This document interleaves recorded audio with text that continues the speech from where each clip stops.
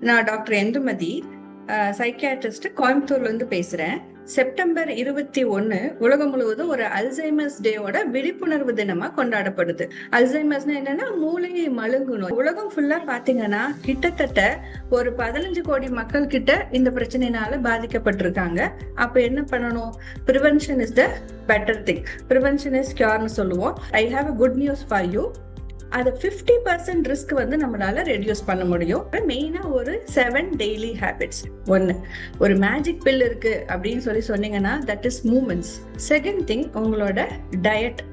மூணாவது என்ன முக்கியமான விஷயம் அப்படின்னு பாத்தீங்கன்னா காக்னிட்டிவ் என்ஹான்ஸ்மெண்ட். ஃபோர்த் ஒன் பாத்தீங்க அப்படின்னா எந்த அளவுக்கு நீங்க சோஷியலி கனெக்டடா இருக்கீங்க.